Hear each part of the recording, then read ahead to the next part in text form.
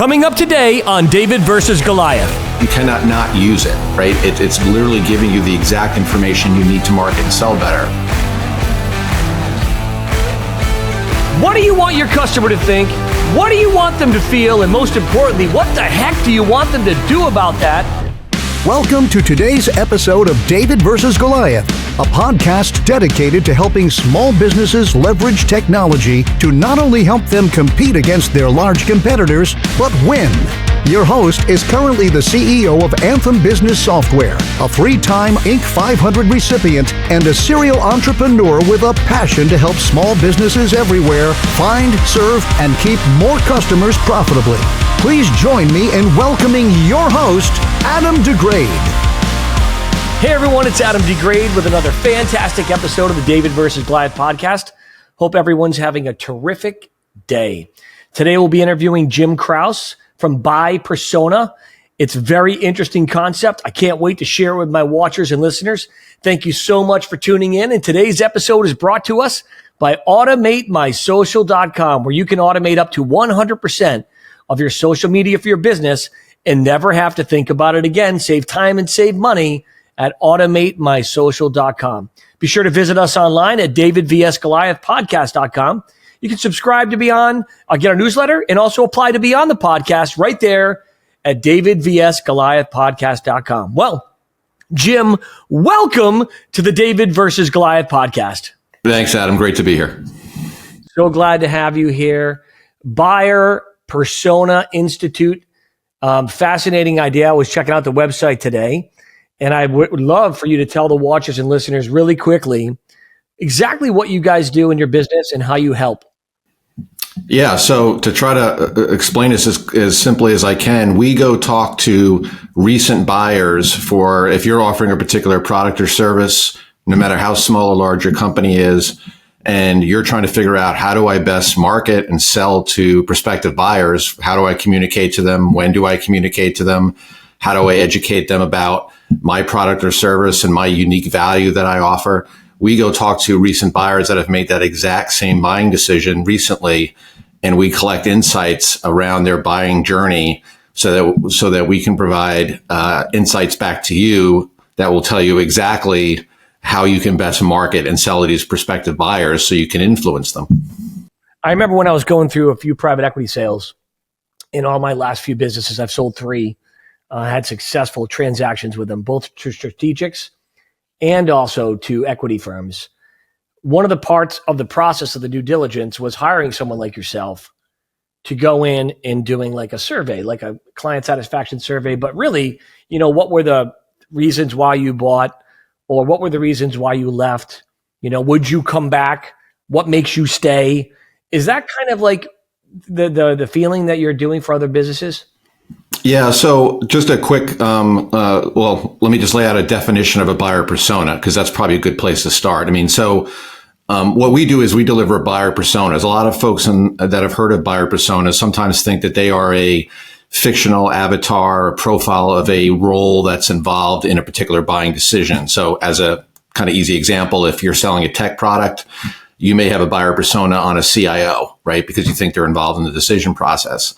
And it's great to know the CIO's, average age, education, even their priorities and challenges, but it doesn't give you a lot of insight to say, if I'm selling XYZ product or service, how do I best influence this CIO? Right. So what we do is we go talk to recent buyers who have made that buying decision of the product or service you're selling, and we identify 5 different things to make up the buyer persona. And each one of these has direct applicability for how you market and sell to them. The first thing we look to understand is what we call priority and initiatives. And these are triggers. These are what is the thing that got your prospective buyer to even start looking for your product or service, right? Because they may have had a challenge for a while. What is the thing that really got them going? The second thing we call success factors. And you think of these as outcomes or benefits. These are the things that your buyers want from their investment. Great to know from a marketing and sales perspective. The third thing we call perceived barriers.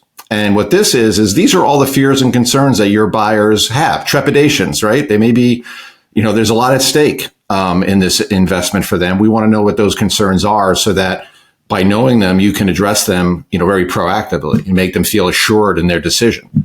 The fourth thing we call decision criteria, and that's literally all the questions that they're going to have for you when they're evaluating their different options, right? So it's kind of if you could have a list of, here's all the questions my prospective buyer is going to have for me, wouldn't it be great to know that ahead of time? And then the final thing is the buyer's journey, which is, what are the typical steps they take purchasing your product or service? What are the different places they get information? So those 5 components make up the buyer persona, and they're just incredibly valuable when you're developing, marketing and sales plans, both to, top of the funnel to get leads. And then when you get closer to actually trying to convert business, it tells you, what are the things you really need to hone in on to make your buyers feel really confident that you're the right choice for them. Is there a component to that, Jim, that also deals with existing clients or is that something unique? Because one of the things I've always been fascinated with, I've run very similar businesses, and I find that very similar personality profiles have a tendency to stay. And I've also learned that certain personality profiles have a tendency to be scatterbrained, leave and try always something different. Is part of your process primarily on the acquisition side, or are you also handling some of the why do people stay, why do people leave type of thing as well too? Yeah, we focus primarily on the acquisition side, but they go hand in hand. There's definitely correlations between the two. There's a new product for you. Yeah, no, exactly. Right. But there's win-loss studies, there are customer churn studies, which you're referring to, like why are folks leaving to you? Those are incredibly valuable to do. Absolutely. Totally. It's amazing. And how did you get into this? I guess I was a frustrated market researcher, probably is the best way to put it. So I've been doing market research, quote unquote, for a long time.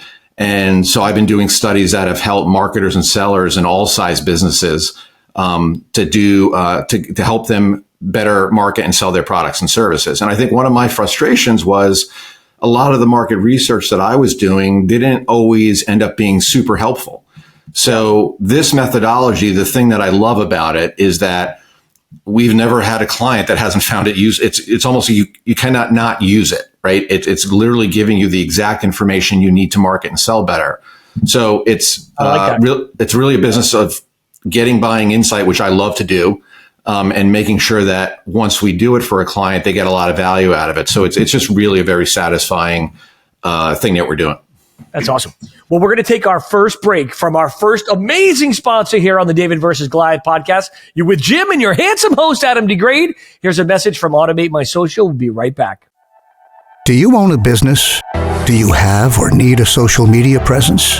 If you are like most businesses, you spend either no time or too much time and money on your social media strategy, spending thousands of dollars per month only to get mediocre and inconsistent results.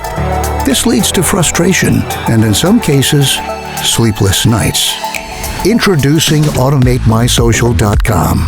Automate 90% of your social media and never have to think about it again. That's right. Automate your business's social media posting and strategy like forever. Automate the essentials and customize only what's needed. Save time, save money, and get better results with AutomateMySocial.com. Our patent-pending technology gives you the ability to automatically create your social post and distribute them immediately, like in seconds, across all your social media platforms. Stop the madness of paying someone to create, post, and manage your strategy, and let our software do the work, so you don't have to.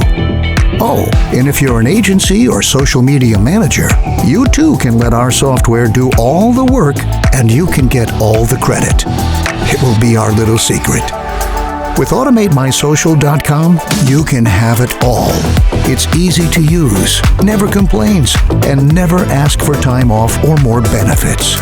See this amazing new software application at AutomateMySocial.com. If you own a business or manage client social media and want to save time, energy, money, all while increasing your return on investment, then let's get this party started at AutomateMySocial.com.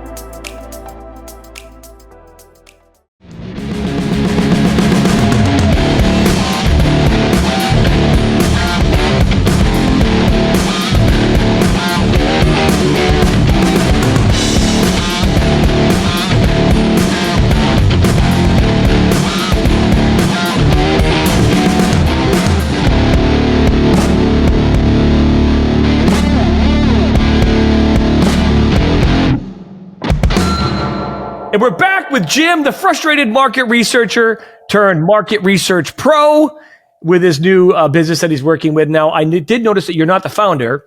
You work very closely with the founder. And I think that's a fascinating story for people to learn. You know, entrepreneurial journeys don't always necessarily mean that you started the business. Mm-hmm. An entrepreneurial journey could be one that you entered, you became a partner or a key player in the business, and that's the beginning of your journey. How did you end up joining the founder and being a part of this organization? Yeah, I'm glad you asked me that. It's so Adele Ravella is the founder of Buyer Persona Institute. A lot of folks know her. She wrote books on buyer persona. We're actually writing a second edition of Buyer Personas. And I've known Adele for years. We just crossed paths in a number of places. We had similar clients. I was working for a market research firm. She was running Buyer Persona Institute. And a couple of years ago, she was looking to retire. And her and I got to talking, and I said, this is a perfect fit for really what I want to do, for the rest of my career, quite honestly, just because I love the applicability of the research. The other thing that got me really excited about it was that in addition to all the great services that Adele had come up with in the framework, there are some additional things we can do from a market research standpoint, which is kind of my expertise, that we can add to what we're doing right now to enhance and even bring more value. So it was a perfect combination of, I love the portfolio of what we were offering, and I saw some great opportunities to add even more value. So it was just a great fit. And come in and help her in a transition. That's fantastic. You know, when you think about the life cycle of your business, how do businesses find you? And what is your process to convince them that this is something they should do, whether they're large, medium, or small? Yeah, so I think the biggest thing that I focus on, and I know Adele did too, is really trying to educate the market about a more productive way to do buyer personas. So from a marketing standpoint for us, the beauty of buyer personas is it's a term that a lot of folks are familiar with. So that there's some goodness there, right? That helps us. The challenge that we have sometimes is that when people hear buyer personas, they may have a dated view of them or even a skeptical view of them because they've dealt with buyer personas that have been profiles of individuals, which isn't terribly helpful at the end of the day. So my main thing that I do is I put out a lot of, thought leadership, try to write a lot on social, come on podcasts like this, and try to really define another view of what a buyer persona, a more modern buyer persona, let's call it, is, because that has direct applicability to helping you market and sell your solution. So that's my main focus. So that's really interesting, because even a company like myself that's selling to lawyers and insurance agents and CPA firms and IT companies, basically service-based businesses is who my current business I run, Anthem Software, represents and works for. Whenever you're going through the sales process, we've got formulas that have worked over the years, Jim. I've been very successful. Knock on wood. You're always trying to figure out new ways and new things of doing it. So, like, for example, if there was me calling you, for example, and I said, I'm interested, what's the very first thing that I need to provide to you to help you know if we're a good fit? The only one thing that is a condition of work for us and our methodology to work is if you are involved in what we call high consideration buying decisions. And a lot of technology, particularly any kind of B2B technology, easily falls into that. We do a lot of work with B2B tech clients. And a high consideration decision is simply one that it's not like buying a pack of gum where you're just making a spur of the moment decision. This is something where there's probably multiple decision influencers. It's a significant investment. There's downside risk, but high upside potential, right? So it's something that's really, there's a process to figuring out, and you're looking at multiple alternatives. So that's the first thing. And then the second thing is, like, once we start working with somebody, one of my favorite first interactions we have them is we spend usually an hour going up through very detailed, what is the exact buying decision you're trying to influence? And so, obviously it starts with whatever product or service you're focused on, and it could be different ones, but really talking very specifically about what is that buying decision? And then also, who is your ideal customer profile? What is the market and the organization, if it's B2B, that you're trying to sell to? And that's really the starting point. And we find that folks actually get a lot of value just talking through who they're trying to sell to and what the buying decision is they're trying to influence. Yeah, it's almost like you're forcing the business owner and the director of marketing to put themselves in the other shoes and say, really, what are you trying to say? What are you trying to make the person think? What are you trying to make them feel? And ultimately, what are you trying to make these individuals do?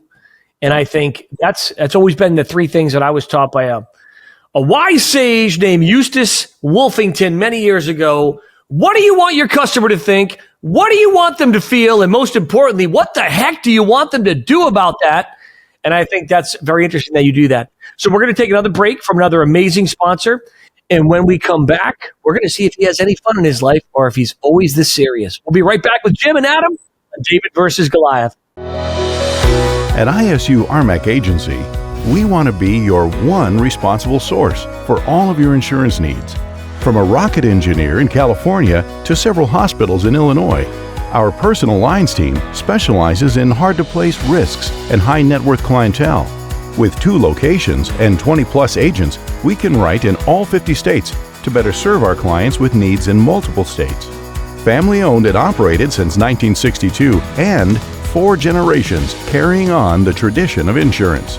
Celebrating our 60th year in the industry, we are truly proud of where we have come from and where we are going. With over 300 carriers nationwide, our agency can offer individuals and businesses more choices and better prices. ISU RMAC brings a wide variety of solutions to the table. For more information, visit us online at www.isu-rmac.com.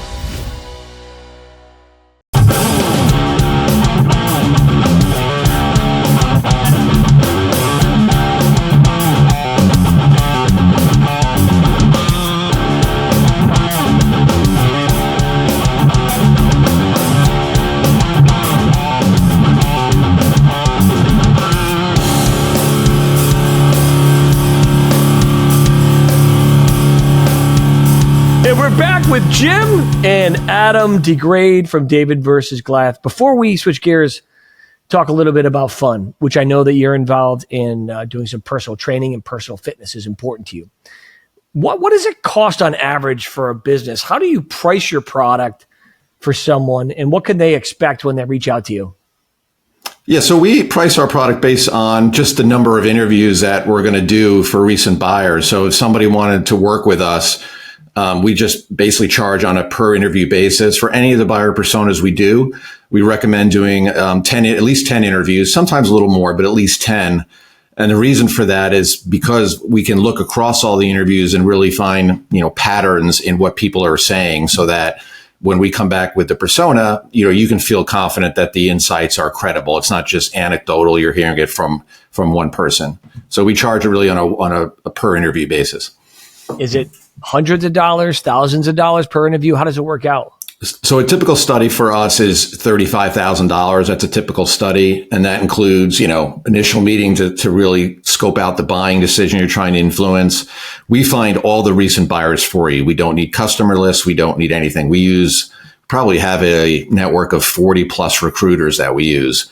And we have pretty stringent recruiting criteria because we want to make sure we find the right people. That's like the foundation of the house, right? Once we get that right, then we're pretty good to go. And that includes all the interviews, the analysis, and the full report and a readout of findings. That's great. That's good to know. Look at all this information you're learning here on David Vs Goliath.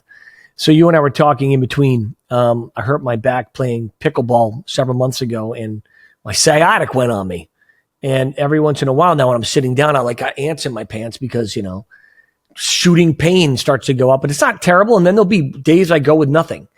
You were mentioning that one of your personal hobbies and passions is fitness. Tell the folks about that and tell them the 2 things that you shared with me that people have a tendency to injure themselves doing.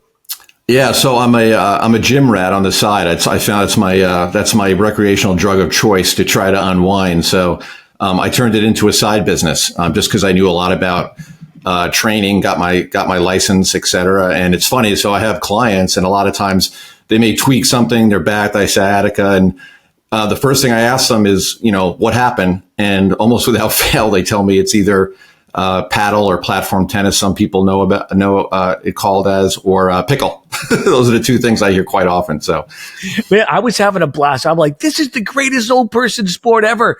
And I went down, all I did was go down to pick up the stinking ball. And when I leaned down, it was boom. And thank God my buddy's wife is a physical therapist, because I couldn't walk. I was literally on my back for like 25 minutes. She's, I'm on cement and she's working my back. And man, I was able to walk. But every once in a while now it comes back. What kind of exercises can someone do to strengthen that? I think the main thing I tell folks that I work with is just to stretch. And I know that sounds pretty basic, but if I asked a pickleball player if they stretch before they play, 95% of them say no. And the reason because of that is simply because, they feel like it's not a really high active sport, but it is, especially as you're getting older. So, and I think I'm pretty sure my producer right now is absolutely using this footage of me doing this.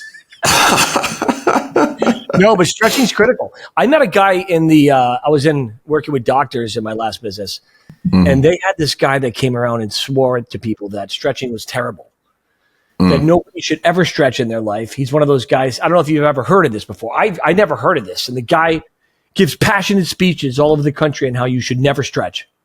Right. I don't even know how I can live without stretching. Yeah, it's like anything where I want to say it's a controversial topic. That's probably an overstatement, but there are plenty of people that are advocates for it, and there's people that are not advocates for it. I can't tell you who's right or wrong. I would say I think stretching in general is a good thing to do. It's kind of like flat Earth, round Earth. What difference does it make? We're still on Earth. Right. Exactly. Exactly. Although it does make a difference. Anyway, I think it's fascinating, these conversations. So, Jim, how can people find you? Two things I would suggest is please visit our website, buyerpersona.com. You'll find a lot of information about some of the things in more detail on some of the things we talked about today. We put a lot of material out there on buyer personas. We have free resources, so please check that out. And I'd be happy to connect with anybody on LinkedIn. Jim Kraus. I put a lot of material out there, and always happy to connect with somebody on that platform. One final last 30 seconds thought from you.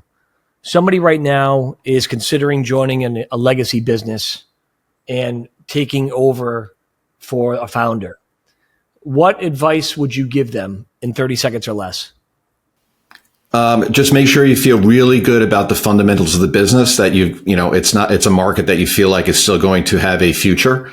That it's not a dated business as far as what the market wants. And number two, I think it's really good to feel like you have additional value to offer that can take the business to another level. I think those are the two most important things I would suggest.